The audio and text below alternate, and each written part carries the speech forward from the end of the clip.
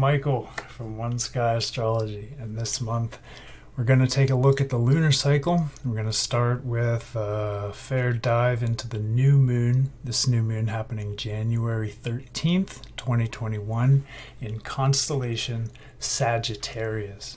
That's right, tropical and mainstream Western astrology placed this in Capricorn, but we're going to examine this from the point of view of constellational astrology, looking at the placement of the planets in the actual star groups of the living skies.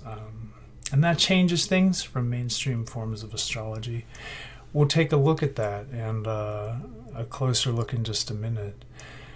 I want to touch on last month's cycle. It was a very intense cycle. It was a full solar eclipse near the galactic center, and it initiated for a lot of people a cycle of some significant chaos. A cycle of being confronted with the need to do shadow work and deep inner kind of grimy work, and confronted with options, the option to take the high road or kind of not, I guess. So also last month we saw the great conjunction of Jupiter and Saturn together on the Capricorn Sagittarius cusp, constellationally speaking. And Capricorn and Sagittarius is where most of the action is this month. And just for those of you who might be new to the channel, you can see this is Libra, the constellation Libra, and this is the sign Libra. This is Scorpio, Ophiuchus, and you can see where Scorpio and Ophiuchus cross the ecliptic, the band of movement of luminaries and planets. And you can see the signs being different sizes because the constellations themselves are rather different. Pisces is very large and Aries is rather small. So we're using uneven sign astrology. Again, this changes what we're doing from all mainstream forms of astrology. But I hope to present a lot of information that you will find really relevant to your interpretation, to your analysis, your maybe practice, and just your studies from any point of view, be you aligned with Western Sidereal, Vedic, Tropical Western, or maybe another form of astrology. So, for more information about true sidereal and constellational astrology, I do want to invite everybody to check out oneskyastrology.com. That's my website. You can find out more about my practice if you're interested in chart readings, transit readings, with the aligned to the actual skies. Check it out. Come visit me. So back to Cap Sag here. We do have Sun and Moon and Pluto closely aligned in constellation Sagittarius and conjoined in that, not by degree, but conjoined by sign, is Venus here in early Sag. And then in Capricorn we have Jupiter and Saturn together with Mercury. And elsewhere we have Neptune finishing up Aquarius, about to move into Pisces for the sort of final ingress. I believe it had been making some retrograde motion in and out, and it will decisively enter Pisces. We have Mars just having entered, at the time of this new moon, Mars will just have entered Aries, I believe just a couple days before. And Uranus is here in Aries, very close to fixed stars. They're both very close to fixed stars, Hamal and Sheraton. Stars on the head of the ram, which could lead to some fiery or feisty activity. And just a side note here, Uranus in Aries is square up to Saturn in constellation Capricorn. And the Uranus-Saturn square is not, I think it's right now at about 3 degrees, almost 4 degrees. And so we're out of the major sort of orb of influence, which would be within 1 degree, but we're approaching first contact and the second and third contact as Saturn moves retrograde and goes direct again, passing over the degree of square with Uranus 3 times will mark 2021. Got to get used to saying 2021. Saturn and Uranus square is going to be one of the defining features of 2021. So we're just starting to approach that, and as this moon, as this lunar cycle progresses around, we'll see them slowly moving closer to each other. Here's Eris down here out of the ecliptic band, just moving into the realm of constellation Pisces, and Eris has a very erratic orbit. Eris plays a key role in this lunar cycle, so I want to invite you to check out the description of this video, because I'm going to leave a link to a video I made on dwarf planet Eris last year.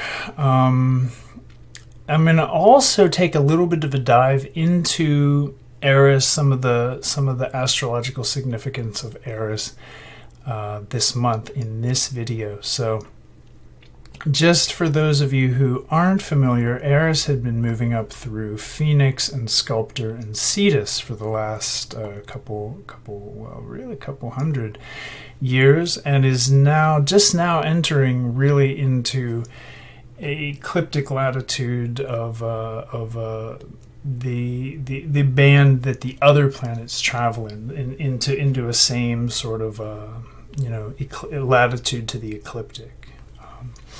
So the effect of Eris is it moves through Pisces and through Aries, and then again it'll move up into Perseus, I believe, and kind of out of that orb.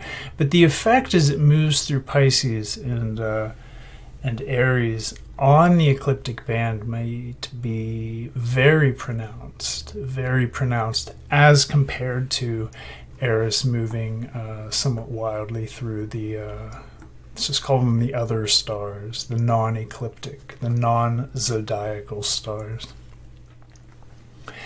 And Eris is relevant to this new moon because Eris is very closely squaring Pluto and the new moon from the degree of Pisces, and really, now technically from the stars of Pisces, more or less. And it'll be squaring this Sagittarius new moon very closely. In fact, I think the degree of orb to the sun and moon on this is 0 degrees to 13 minutes of alignment. So very close alignment, Eris figuring very prominently into this equation. So I want to take a look here in 2 dimensions, now that we've sort of seen what we're looking at, and why I would say this is a new moon in Sagittarius when so much of the astrological community is talking about Capricorn. I want to say that the new moon here, where the sun and moon are aligned together, again with Pluto, the new moon is a time in the lunar cycle when seeds are planted, and both outwardly and inwardly. So what's happening here is going to color the cycle. If there's a sort of a low point in the energetic expression of the lunar cycle, it's the new moon. And then on a sine wave, we'd move towards a high point, a high expression of energy, a very strong dynamic tension. And that'll be illustrated by the full moon. And in this video, we'll take a look at both waxing and waning quarter moons as well, just to get a sense of like the points of like major dynamism, the points of sort of maximum expression when it comes to the solar-lunar dynamic. So what do we see when we look at the new moon? we see that it's very close to Pluto. And Pluto is a very interesting planet. It gets a very bad rap as a dark influence, as a malevolent influence, because Pluto is reflecting inwardly. Pluto reflects a part of ourself that is of the deepest unconscious nature. And so you could even say that Pluto reflects the soul. And to that extent, the soul is what lives through the passage of death, and the soul is what is reborn. And countless times we have death and rebirth. So in a lot of ways, Pluto is acting as sort of to separate it from the psyche and make it its own thing. We have a part of ourselves that is acting well outside of the bounds of consequence. And for that reason, Pluto can take a little bit of an unruly or a wild expression. It can be less interested in consequences, and for that reason, it can act to it has an urge to power, and this is in many ways the soul urge, is the urge to explore our personal power, to learn and grow and become empowered. In harsh aspect especially, Pluto has an expression that is known to be dealing with power and powerlessness, with issues of control, even to the point of manipulation, secrecy, even to the point of abuse and mistreatment of others, or of experiencing that kind of, again, power and powerlessness, being on the receiving end of those sorts of difficult experiences. And we see that Pluto is dichotomous and extreme. It tends to be very deep, it tends to be intense, and it tends to bring things to a point where sometimes you experience both dichotomies at once, and sometimes you can only experience one at a time. But Pluto's like the yin-yang symbol, where at its extreme something becomes so extreme that it just its opposite is you actually sort of flip from the point of view of polarity, and the opposite principle comes into being. And the stars of Sagittarius impart a very instinctive and philosophical energy and approach to things. So this is mutable fire as a group of stars, and so things are changing, things are ending, cycles are ending, and things are mutating. Sagittarius quests rather broadly to gain a wide perspective in its approach to know the truth. That's the sort of textbook on Sagittarius. And it very often deduces the truth instinctually because it's very intuitively connected to the truth. It kind of knows the truth. It tends to be well organized, but it's not entirely rational. It can be a little instinctual. It's a generous, broadly liberal influence, although this could be tempered and diminished by the dispositor, its ruler Jupiter, here in conservative and kind of old school, more conservative Capricorn. That tends to bring contraction, restriction, boundaries, order to things. And when we talk about the Sag as the truth, we're not necessarily saying that the truth here is broadly liberal and very permissive and all of this. We're not saying that Sag is the truth to the exclusion of other truths. In many ways, all of the signs have their truth, and in many ways, Capricorn's truth of boundaries. Boundaries create healthy space in which we can have good relationships. And conservatism and restriction and contraction have their truth. They have their time and place. They have their application. So I'm not trying to imply here the truth of liberal values and say, oh, well, then there's Capricorn over here. It's not quite that easy at all. But without getting lost down that rabbit hole, I want to say that Capricorn, interestingly, is where we'll find the sun for the full moon the full moon in Cancer will be opposed to the Cap Sun. And Capricorn is cardinal Earth. And as opposed to Sagittarius's mutable nature, the cardinal signs initiate new cycles. They initiate new structures in Capricorn, new societal institutions. Capricorn is extremely well organized and very rational, very pragmatic. So as the sun transits these stars through this lunar cycle, we're going to see a cycle ending and a cycle beginning. A cycle of activity. What begins could be of the nature of structure or a new institution. And all of this is in line with the great conjunction of last month, which happened between Jupiter and Saturn here, right on the Cap-Sag boundary. So yeah, just to bring everything kind of into the same frame. This is, of course, a continuation of everything that happened last month. And so with that full solar eclipse, we're starting a 6-month cycle with this sort of with this new cycle, you know, that originated in Ophiuchus. We're now past the galactic center again for that new solar cycle, and we're looking at how will this begin to take form? How will this express? The closest relationship to the new moon, the sun and moon here, is a square to Eris in Pisces. And so we do have this moon marked by the Pluto-Eris square.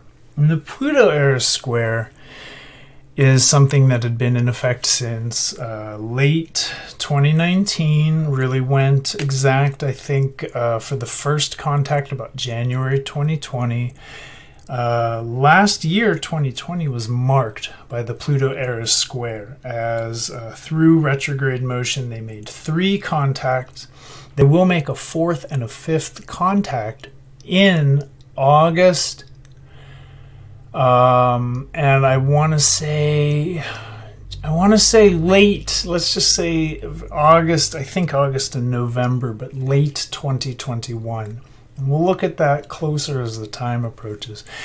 But Pluto and Eris in square have been a major part of what made 2020 so chaotic. And the 4th and 5th contact next year are likely going to be integrating. We're going to likely spend much of 2021 integrating 2020 in a way, and I don't just mean sweeping up the pieces. I mean, actually, you know, at the end of the day, 2020 will have been good for humanity. It will have been very good for us all, collectively, and in many cases individually.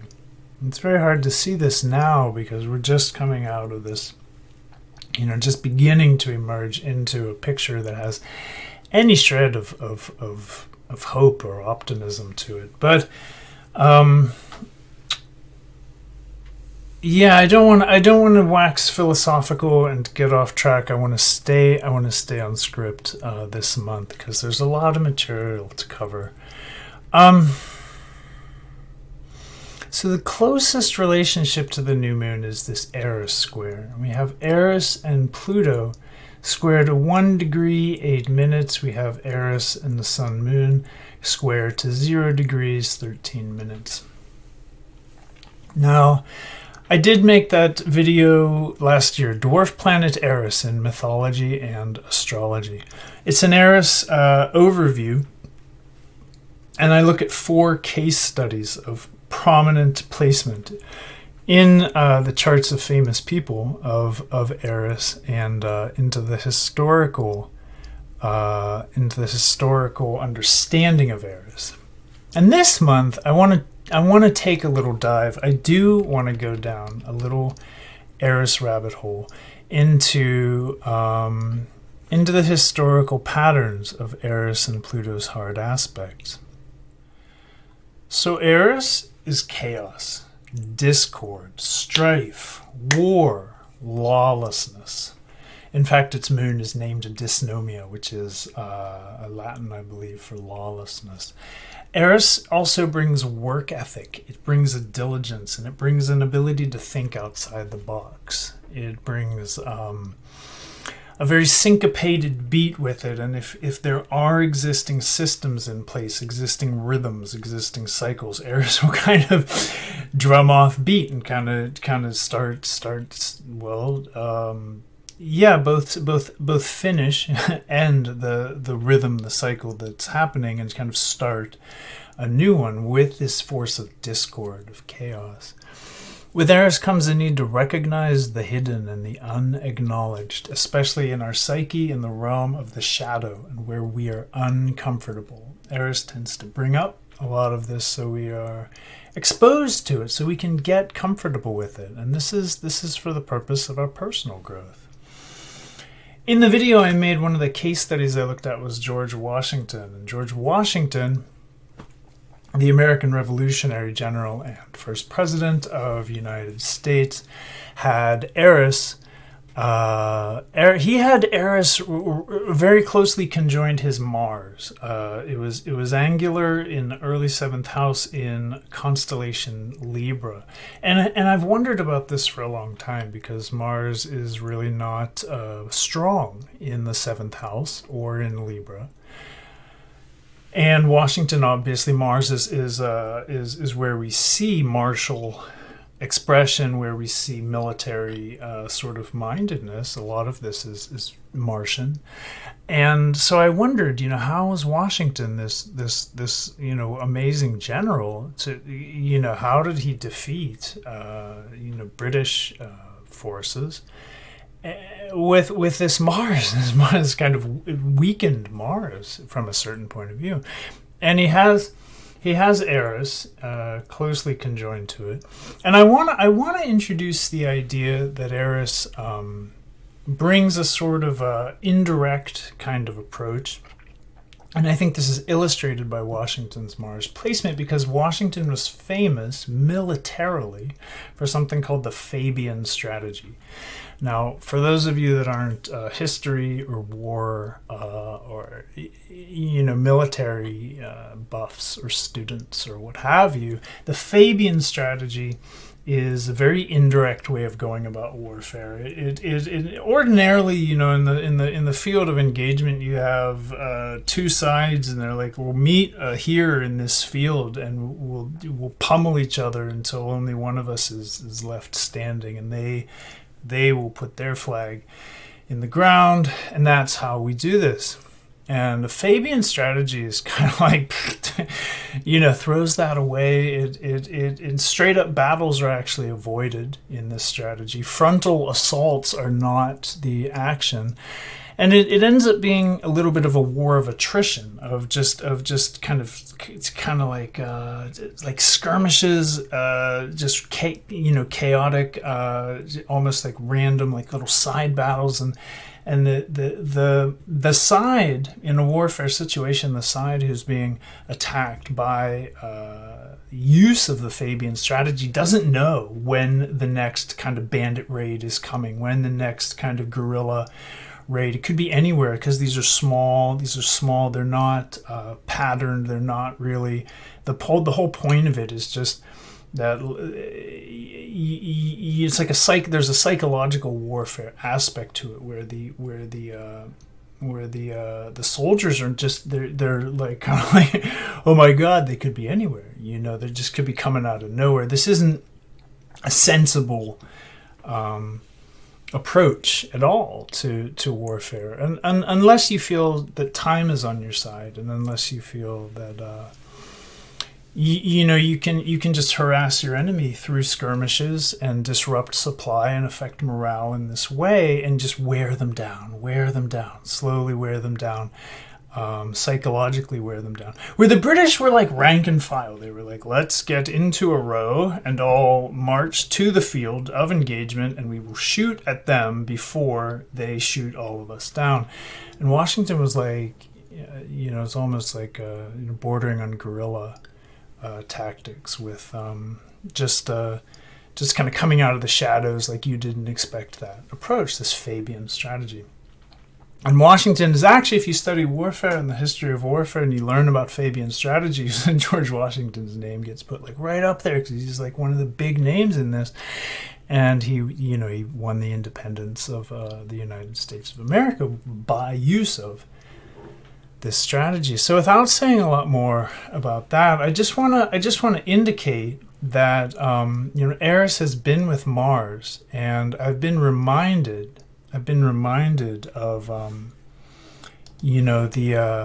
you'll see Mars has just moved past Eris. So in the last little while, I'd been reminded of Washington's chart and that Mars-Eris conjunction, and just the idea of just sort of this, like, all this stuff coming out of nowhere, kind of wearing us down psychologically. So I wanted to say that, and I wanted to say it does sort of point to the nature of Eris broadly, not just with Mars and not just in the realm of strategy, but again, broadly. So Eris squared Pluto first right around COVID, late December, going exact for its first contact in January. Its second contact was in June 2020, and the third contact was in December, on December 10th. That was the last lunar cycle, the third contact. The fourth contact will be August 27th, 2021, and the fifth contact will be October 8th. I did have that in my notes. So, again, a huge part of the equation of 2020. And I want to take a look at Pluto and Eris through history, because this is really, really interesting. If we go back, and I don't have these charts, so I'm not going to display them. I'm just going to put my big head on your screen and talk a little bit about this. But if we go back, Pluto and Eris opposed each other in 1976 to 1979. They were moving within degree of opposition. And that's interesting because shortly after that, Republicans nominated in America, United States rather, Republicans nominated a Hollywood entertainer, a sort of TV guy, a Republican entertainer, Ronald Reagan, and is so similar to Trump. This guy is so similar to, DJ Trump. You can look this up. There's information on that. The Trump-Reagan connection is fascinating. Now, when we look at Eris-Pluto, Eris is the slower moving body. So when we have Pluto moving around, the waxing square happened in 1907 to 1911, and the opposition happened, let's see, it was actually from Virgo, so the opposition happened 1976 to 79. And this, as Pluto moves around to Ward's conjunction again, is the waning square. So let's go back and look at the waxing square, 1907 to 1911. The proximity to the Spanish flu pandemic is sort of notable, but more to the point, in 1909, directly in the middle of that period of influence, the polio virus was discovered. And so we have a strong connection to disease and affliction here with Pluto Eris. As far as the U.S. president situation, because I did mention the whole Reagan-Trump thing, as far as the U.S. president situation, 1909 saw William Taft take office. He wasn't an outsider or a Hollywood guy. A TV entertainer or anything of the like. He was a Republican, but he had a long history in politics. He did shake everything up in a very Iridian way. If you look at history, he brought antitrust suits against U.S. Steel, American Tobacco, what was Rockefeller's, Standard Oil. He went against some big boys and brought them down with successful antitrust suits. He was similar to Reagan and Trump in that he was surrounded by a racist controversy. in that Reagan's war on drugs was profoundly racist, targeting already disenfranchised populations in the African American community. All the high-profile racism surrounding Trump needs no mention at this point. If you have to ask, I can't tell you. But Taft initiated what was called the Southern Policy, and this was just straight-up policy of not appointing African Americans to federal jobs. Okay. Or I guess that was okay back then. Taft is considered in retrospect one of the reasons that black Americans shifted toward the Democratic Party. So that's just an interesting, with this Pluto-Eris conjunction, we tend to see these patterns of like difficulty, disease, psychologically we see institutional racism. And so we're looking at now in the beginning in through 2020 we have the waning square. In 76-79 we had the opposition. Around 1909 we had the waxing square.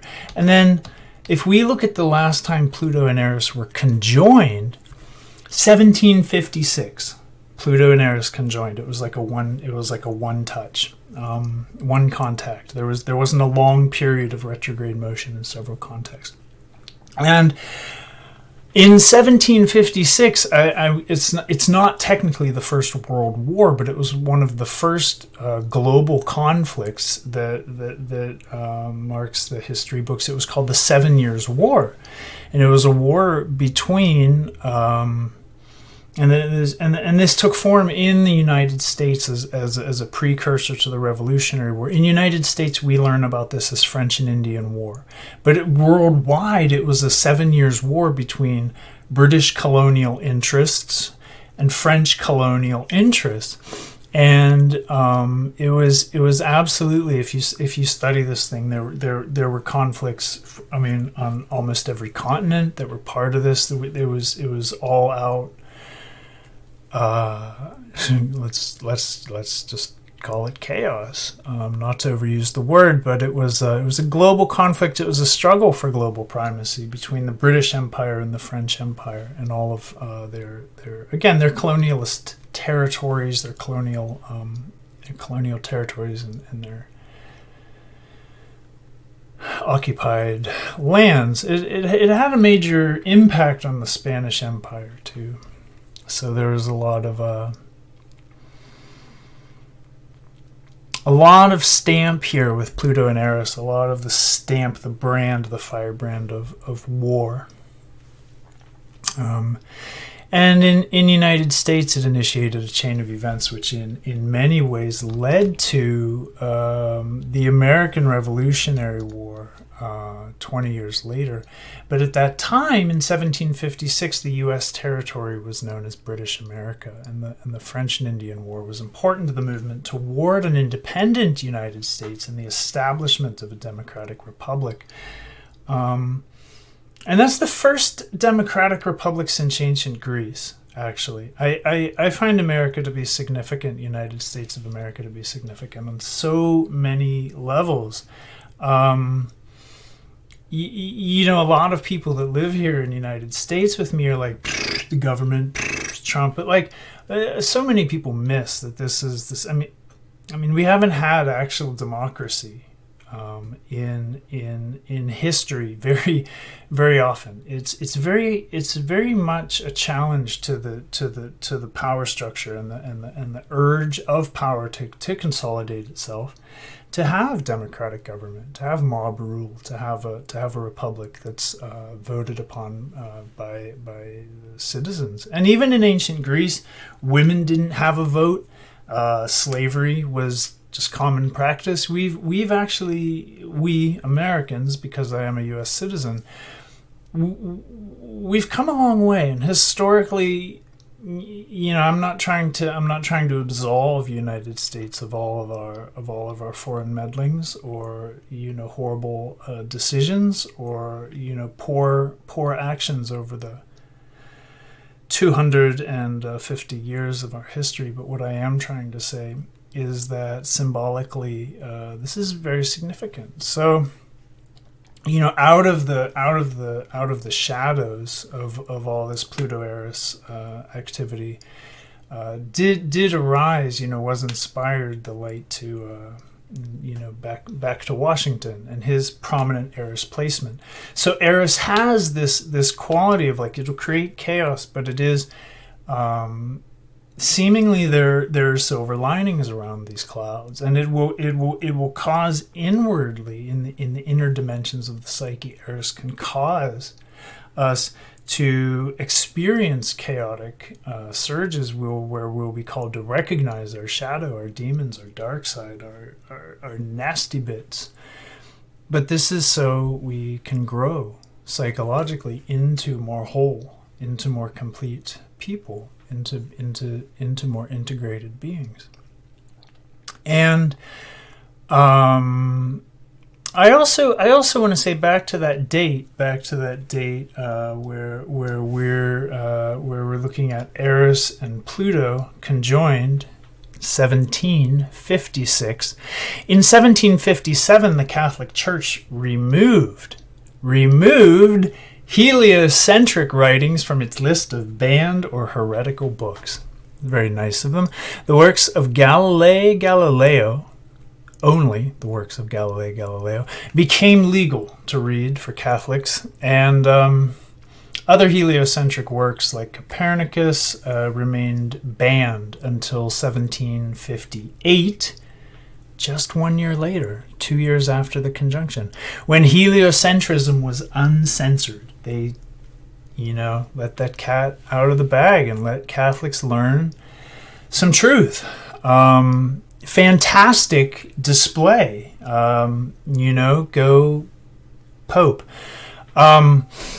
All of that is really indicative of Pluto's kind of dichotomous, the dual sides of Pluto, bringing out the qualities of Eris that are like most chaotic, most lawless, most just heinous, right? 7 years of global war, and also bringing to light, oh yeah, the truth of the universe we live in. You know, how much dichotomy do you need? You got cosmic truth and ground level, you know, bloodshed, chaos. So it's pretty huge. You know, this whole Pluto-Eris thing, historically very interesting. In 2115, they will conjoin again. I don't know where. I don't know in what degree or where Pluto will be in 2115. Back here in the present moment, we have Eris in Pisces and Pluto in Sag, and this square is going to be the backdrop. It's going to be inseparable from this new moon. So we have the Sag Pisces square. This could be about religio-spiritual transformation or evolution through change and disruption. It could be a very chaotic brand. And I wanna move on from that. I wanted to take a little dive into Eris, and I want to get back on track with the rest of this lunar cycle overview. I thank you for diving with me. Eris is a fascinating figure, and I encourage you to watch that video. It's very, very interesting stuff. I think Eris adds a dimension to astrology that's needed. And furthermore, I think Eris is actually occupying a place in the you know, pantheon of archetypes, if you will, that we often attribute to Pluto. That is this shadow thing, this dark, nasty lord of heinous activity.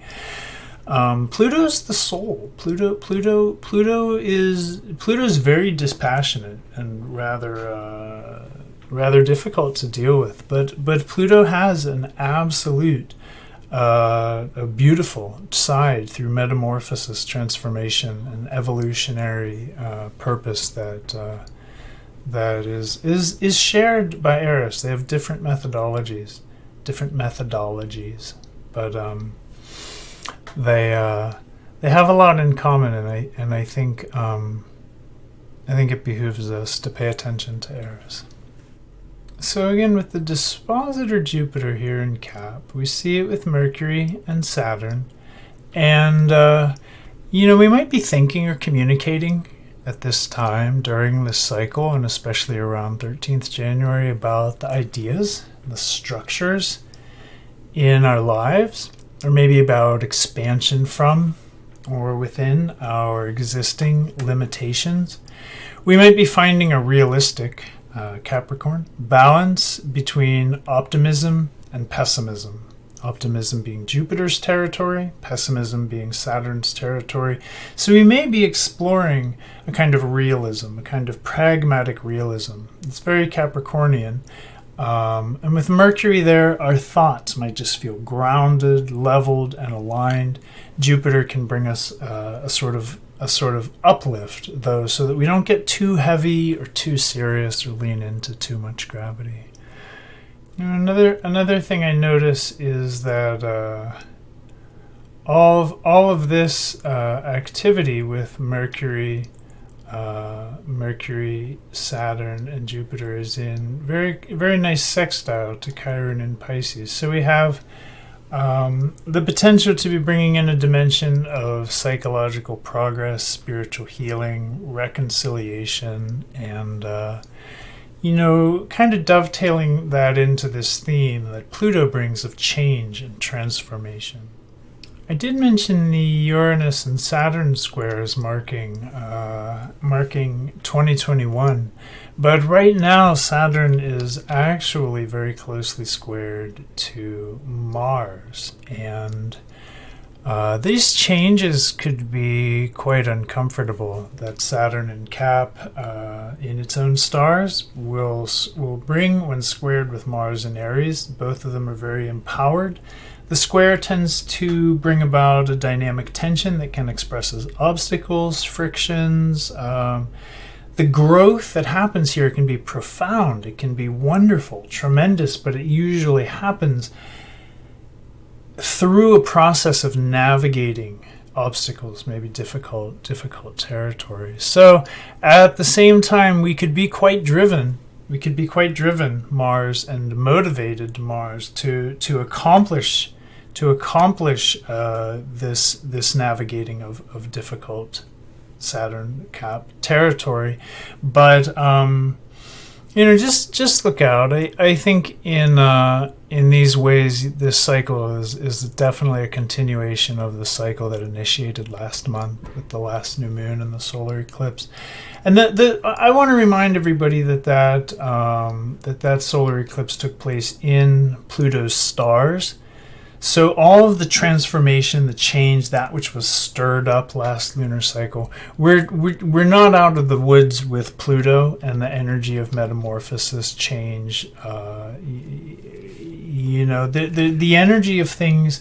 The energy of things here, in a nutshell, is not preservative. It is not going to keep them the same. It's going to continue to stir them up. So we have the Saturn-Mars square. Kind of bearing down on that, because these planets are two of the most empowered planets at this time, being in their own star groups.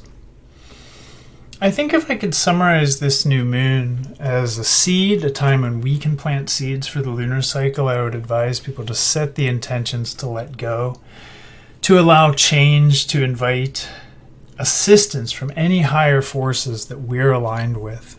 Or two, we can resolve to do the work asked of us during this cycle. We can resolve to let go, to allow change. We can expand our structures within and beyond our present boundaries and limitations.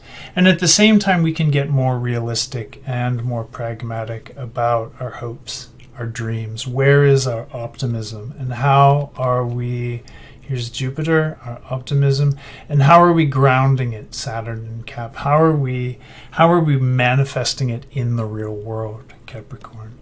And our minds, Mercury, and our interactions, our communications might be very attuned to this right now. Again, sextile Chiron, for the purpose and to the end of just psychological progress, healing, growth. That potential is here. This isn't just going to be a grind when the rug is pulled out from under us. If we can align with it and understand the forces at play, this is a period of time that's going to be asking us to change, if not demanding that we let go of what isn't serving us and make way for the new coming. I want to say order in a broad sense, just in a very, the next new moon will be in Capricorn, and we'll see the establishment of new systems, of new things. The last thing I want to note about this new moon is that only Uranus is retrograde, and by the time of the waxing quarter moon, you'll see all planets have gone direct. So that's nice. That's nice as a time of progress, movement forward, kind of a good flow that can be had there. For the waxing quarter, we're now looking at 20th of January 2021, and the moon is right here on the Pisces Aries cusp, and the sun has moved to the Sag Cap cusp. So a very cuspy waxing quarter moon. And the waxing quarter is the sprout of the pattern of the cycle. It's a time to work towards our goals and the fruition that will be expressed in the full moon. So if the full moon is taking place in Cancer, that's really talking about a journey of emotional security. So we could look at this whole lunar cycle as transformation, Pluto with new moon, of our values, of our beliefs, of our personal truth, Sagittarius, in order to establish systems, as the sun moves into Capricorn, will establish systems which can provide for us emotional security. Cancer, emotional security in and of ourselves, out of a connection, a deeper connection to spirit. Sag and Pisces here, this whole Pluto Eris alignment is Pisces Sag. So we're looking at philosophically how we relate to the spirit, the transpersonal, the universe as intelligent, this whole thing. And we want to develop and be flexible and let go. And one of the major takeaways of this cycle could be that we could begin to have some of the full moon, Cancer's emotional security needs met by connecting to an intelligent universe. I would even suggest a loving universe, but I'm not trying to get too woo for anybody here.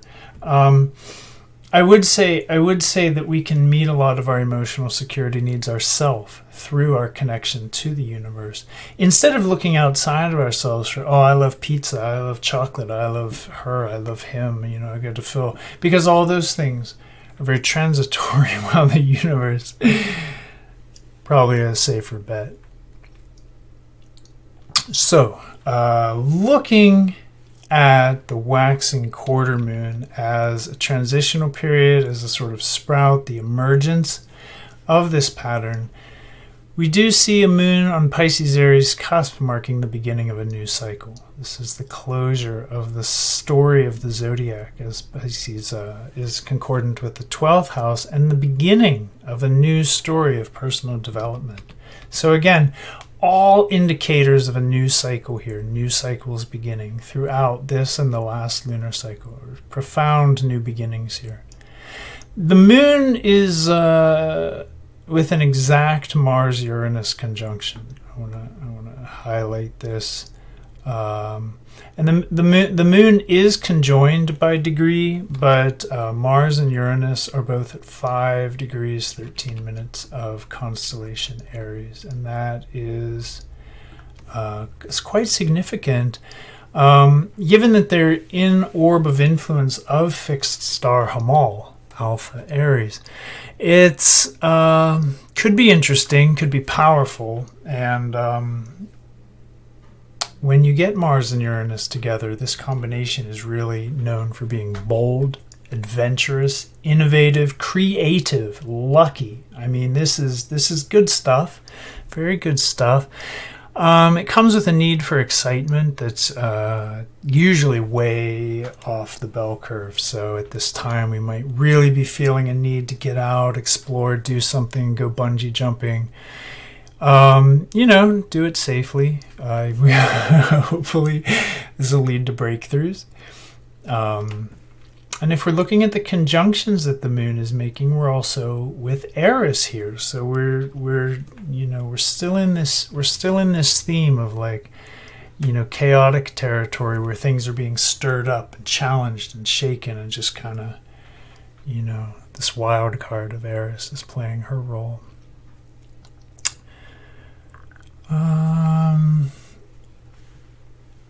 All of this Eris moon Mars Uranus rolling conjunction is squared up to everything that's happening over here: Venus, Pluto, Sun, Saturn, Jupiter. This great stellium or rolling conjunction here. And what we have is very much emphasized, especially because the Sun is directly on the Sag Cap cusp.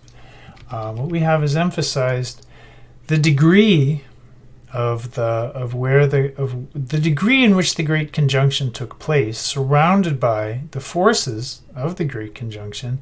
Pluto, the idea of change and transformation, and Venus in Sag, which is pretty good luck, but it's kind of a minor player in this one. And we have them squared up, this dynamic tension, this this like, it's kind of charged aspect to Mars Uranus, again back on Hamal, with the moon starting a new phase, a new cycle, and Eris, the wild card. All of it very powerfully charged to take expression, to take to generate event or action around this time. It smells like explosive power to me, but it's a little hard to interpret, so I'm not going to make any predictions here. But if you need to make changes in your life, if you need to break limits or expand beyond, the force is with you here at this time. The energy will generally support making moves, making changes, starting fresh things, making bold changes, taking brave steps, doing things to initiate new patterns, new structures in your life, all of this. It all depends really on how it relates to your natal chart. I want to be really clear on that, but expansion can generally be catalyzed here through the expression of bold action. And looking ahead to the full moon on January 28th, 2021, we do see this Cancer Capricorn axis at the fore, and we do see the Sun very closely with Jupiter here, to within a couple arc minutes. And obviously notable is this T-square to Mars Uranus. The full moon is the fruit, the expression of the cycle. So, if the intention is to change that the new moon expresses, we were talking about this a couple minutes ago, and this is a change in order to find our emotional security. The simple expression of this cycle is that we'll transform in order to expand into structures or patterns that allow greater emotional security. So the lesson of the moon in Cancer is to learn the security in itself.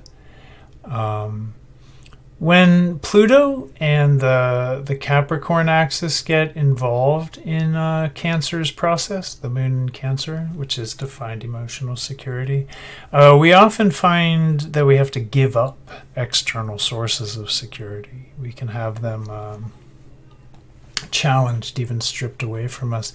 But all of this is to help us learn greater internal emotional security.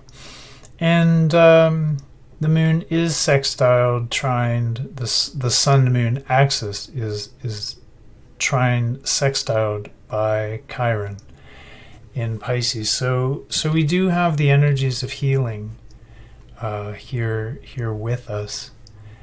And that's very good. This T-square from Mars-Uranus, we may find that emotional security challenged. There may be brash or very forward or blunt expressions of challenge, or we may find that our attempts to boldly move towards security are marked by challenge and pushback. The square can indicate that. These are likely to be blessings in disguise, largely because Jupiter is with the Sun and Uranus is with Mars. And these two are very benefic influences that tend to impart a sense of luck and opening and fortune to what they touch. And they themselves are in contact to 2.5 degrees. They are square each other. So when you get them in contact with each other, it's a very auspicious mark. These are two planets that when they're in contact, are very hard to slow down or stop the kind of good fortune that's imparted. Even through difficult scenarios, there are opportunities here to grow, to progress. I want to note that the configuration of the Sun and Moon are accentuating cardinal star groups, in that Capricorn is cardinal Earth and Cancer is cardinal water. So we're going to be looking at the energy of new cycles starting. Aries is cardinal fire, and the waning quarter moon will take place in Libra, which is cardinal air. And when we get cardinal star groups activated, we're dealing with the initiation, the generation of new cycles of activity, of behavior. Given that the Sun is in Capricorn, this could be largely about structures in our lives, structures in the world. Through the full moon, all planets are direct. They'll remain direct, although by the waning quarter, Mercury will be retro again. And taking a look at the waning quarter moon, we're here on 4th February 2021, and the moon is well placed in the stars of Libra. And it's well placed because the waning quarter is a moon of processing, of enjoyment of the fruit of the cycle, and of letting go to make way for that next new moon, which will take place in the stars of Capricorn. And as we wind down this cycle, this very powerful cycle, the moon is also harmonious to Neptune as Neptune is entering Pisces, and so it may be an emotionally sensitive time, even with opposition to Mars, somewhat volatile time, but there's a lot of activity in Capricorn now. There's a little bit of a pile up in Capricorn. So there's going to be stability available to us. But when Moon and Mars are opposite, it can be very sensitive. It can be a time where we can get emotionally hurt. We can become a little bit too easily hurt, really, or unreasonably hurt. And with Mars empowered in Aries, the moon in Libra, I just want to caution everyone as we consider all the things that have happened, we consider the changes that the last few months have stirred up, we consider where the world is going and how we're playing our role in helping it get there. It's be easy on ourselves, because Libra has a very lofty perspective, and it helps us to understand. It helps us to understand that change comes with growing pains, and new structures are going to be stabilizing at this point, just beginning to stabilize with the structures that have been emerging. So Jupiter moving through Cap, Saturn with Venus, Mercury and Sun. We have a major pile up here in Capricorn. So there's going to be a lot of structure, stability, grounded, pragmatic energy that's very available to us. The moon will be reflecting, again, this Capricorn sunlight. So I want to just encourage everybody to lean in. Neptune trine moon can be very sensitive, and Mars opposite moon can get quite butthurt, quite sore about stuff that's just, it's not personal. It's really not. It's not, and it's not so bad, but we tend to get competitive and kind of injured emotionally when Mars and moon are opposite each other. Venus is with Saturn. Saturn's still square to Uranus and moving. Where are Saturn and Uranus now? Yeah, so here we are wrapping up the cycle, and they're 1 degree. They're 11 minutes from, this is really 1 degree and 11 minutes approaching exact square. And so by the next new moon, we'll be seeing the first stamp. Saturn, Uranus, and we'll look at Saturn Uranus in planetary combination next month because this will be quite a brand, quite a stamp on the next new moon. I want to say, even though Venus is with Saturn, and even though a lot of this is about change, and last month's lunar cycle, its full solar eclipse very much challenged relationships. A lot of this is brought about breakup season since maybe November 2020 through January 2021, and even moving into February. I want to caution that even though Venus is with Saturn, I still don't think that a new relationship formed around this time has a lot of great long-term potential due to the square to Uranus and due to Venus's relationships with Uranus throughout this cycle. And I just want to caution, the short version of that is I just want to caution everybody against rebound relationships, especially because one of the actions of Moon opposite Mars is intense libido. Moon and Mars are just very carnal forces in the skies that tend to reflect as a lot of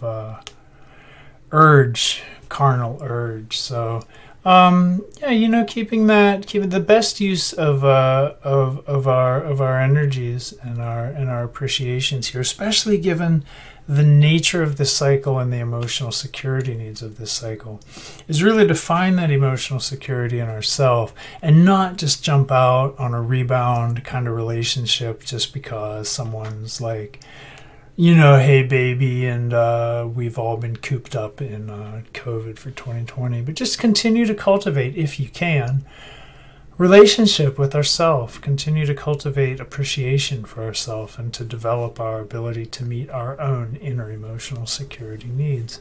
That would be, that would probably be more ideal than initiating a new relationship at this time. Even though Venus in Capricorn tends toward stability, the square to Uranus is kind of contra-indicative of relationship stability, long-term potential, if you will. So looking forward, that wraps this up, my friends, and I always like to take a sneak peek at the next new moon.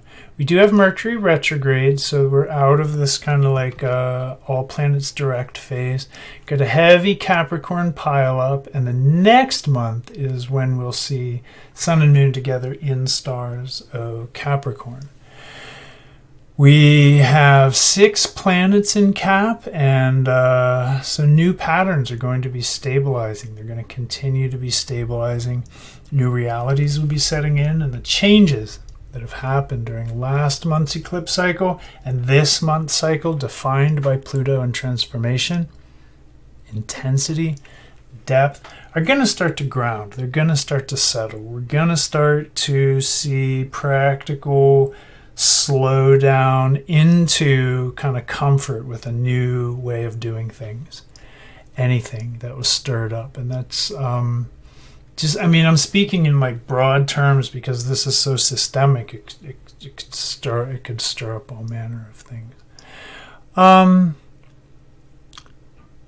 A new moon, interestingly, is harmonious to Eris by sextile and to Pluto by semi-sextile. And both of those degrees of, or were close enough to be somewhat significant. So next month will be in harmony to the forces, although they'll still be square to each other, will be in harmony to whatever's been shaken up by Pluto Eris, all the things we covered earlier in this video. Neptune is in Pisces for good, or for the next, I don't know, 20 years. I think that's all. My friends, thank you for staying with me for another lunar cycle overview. I think, if anything, this is really about being open to the pot being stirred, open to what Pluto has to offer us as far as transformation, change, and opportunity to metamorphosize, a time to connect with spirit and develop ourselves, our own inner emotional needs, a time to let go of anything that doesn't serve us, a time to transform our philosophical and spiritual orientation within this whole changing landscape, and to let new patterns be initiated, even to take bold action towards initiating new patterns in our life. This is an exciting cycle. It's a potent cycle. It's a powerful cycle. And I think that we're going to be seeing some things settle down soon. Again, on 11th February 2021, we're seeing a major Capricorn pileup. And that tends to be slow, steady. We're gonna be easing out of these cycles of high chaos and very demanding change and growth. So, all right, my friends. Till next month, I thank you, and stay in tune, stay in touch with the stars, and as always, thank you. Goodbye.